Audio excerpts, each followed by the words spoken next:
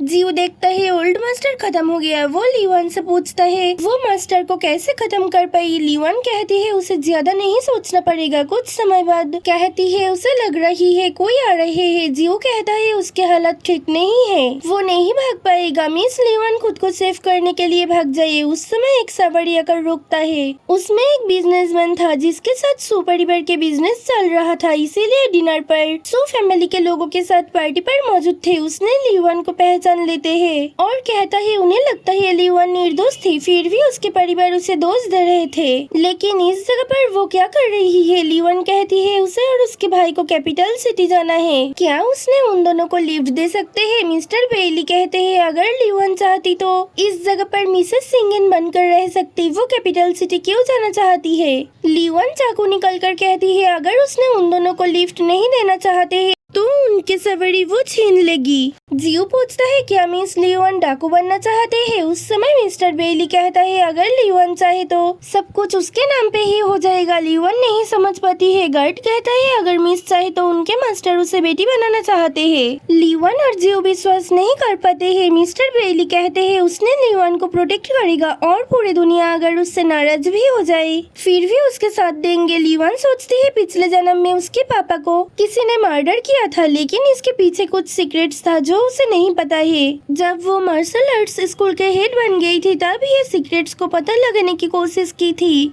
लेकिन उसके पहले ही वो जियांग चेंग के प्लान का शिकार बन गई थी। वो मिस्टर बेली को पापा बनाने के लिए राजी हो जाती है। मिस्टर बेली कहते हैं अब से लीवान नए परिचय में ही रहेगी। सैंग फैमिली के मेंशन पर किवांग आकर कहता है उसने मेंशन के पीछे के जंगल पर मिस लीवान के कपड़े का टुकड़ा देख पाया, वही ले आया। सिंगन लीवान के लिए बहुत परेशान था। वो देखता है कपड़े पर खून है। वो किवांग को पूछता है ये कपड़े तो लीवान की है, क्या उसे कुछ हो गई है। किवांग कहता है गोस्ट मास्टर जिस जगह पर रहता है उस जगह पर ये कपड़े के टुकड़ा था, लेकिन मिस नहीं थी। सिंगन गुस्से में आकर पूछता है किवांग क्या कहना चाहते हैं। लीवान को कुछ नहीं हो सकता। किवांग कहता है उसे पता है मिस को कुछ नहीं हुआ क्योंकि ओल्ड गोस्ट खत्म हो गया है। उस समय एक सर्वेंट आकर कहती है उसने मेंशन के अंदर देख लिया, उस जगह पर मिस के साथ जो लड़का आया था वो भी नहीं है। किवांग पूछता है इसका मतलब वो दोनों भाग गया। सिंगन उसका गला पकड़ कर कहता है वो क्या कहना चाहते हैं। लीवान उस लड़के के लिए नहीं भाग सकती।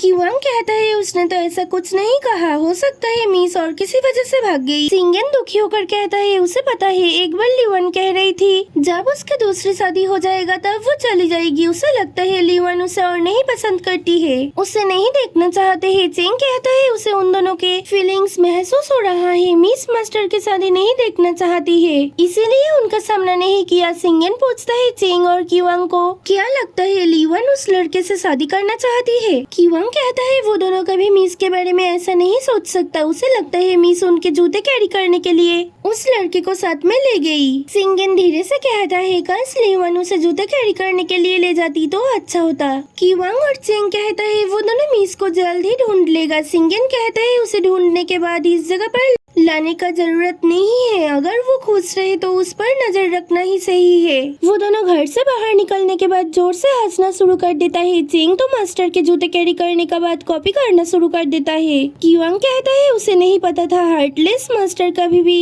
किसी के लिए इतना पागल हो जाएगा। उस समय ही सिंगन उस जगह आकर पूछता है वो दोनों क्यों हंस रहे थे। किवांग कहता है वो दोनों ट्रेंड बॉडीगार्ड है, वो दोनों जोर से नहीं हंस सकता। सिंगन नाराज होकर घर के अंदर जाकर दरवाजा बंद कर देता है और वो दोनों मास्टर के बिहेवियर देखकर फिर से हंसना शुरू कर देता है। सिंगन बाहर आकर उन दोनों को हंसते हुए देख लेता है और गुस्से से किवांग और चेंग को बाहर फेंक कर कहता है उन दोनों को खुद के काम पे ध्यान देना चाहिए। रात और गहरी होती है। सिंगन सू मेंशन के बाहर जाकर मिस्टर सू को कहते हैं उनके बिजनेस और परिवार इस शहर से उठाकर और किसी जगह चले जाने के लिए। उस समय मिस्टर सू नींद में थे। उनके आंखें खोलने के बाद सामने ओल्ड गोस्ट आ जाते हैं और पूछता है क्या मिस्टर सू मास्टर सिंगन और लीवान से नफरत करते हैं। मिस्टर सू उनके परिचय के बारे में पूछते हैं। ओल्ड गोस्ट कहता है उन्हें मिस्टर सू नहीं पहचान पाएंगे, लेकिन उसने मिस्टर सू को हेल्प करने के लिए आए हैं, क्या उन्हें हेल्प चाहिए। और मिस्टर सू सैंग फैमिली से रिवेंज लेना चाहते हैं। मिस्टर सू उनके बातों पर आ जाते हैं। उनके मेंशन के बाहर सब कुछ बॉम्ब से ब्लास्ट हो रहा था।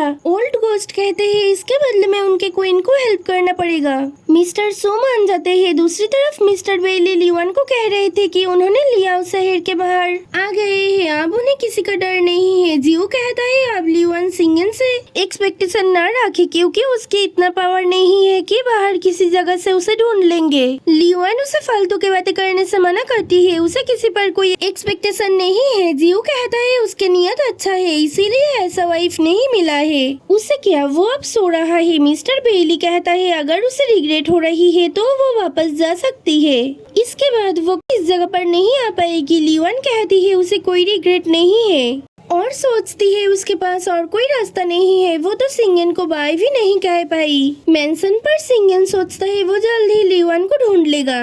एक साल बाद चेंग और क्यूआंग कैपिटल सिटी पर जा रहे थे। इस दिन में प्रिंस के लिए उपपत्नियां सिलेक्ट करने के लिए सारी जगह के लड़कियां इस जगह पर आएंगे। चेंग कहता है इस सिटी पर जो नया होटल ओपन हुआ है कुछ ही दिनों में वो फेमस भी हो गया। क्यूआंग कहता है उस होटल के ओनर को किसी ने नहीं जानते हैं, लेकिन ओनर बहुत ही स्ट्रॉन्ग पर्सन है इसीलिए होटल को इतना जल्दी फेमस बना पाया। उन दोनों के रहने के लिए टियान होटल को बुक किया गया है। वनरन तैयार होकर बाहर निकल रही थी तब यनरन पूछती है वनरन कहाँ जा रही है। वनरन कहती है क्या उसे नहीं पता है सब लड़कियां ही टियान होटल पर जाएंगे, उसे भी जाना है।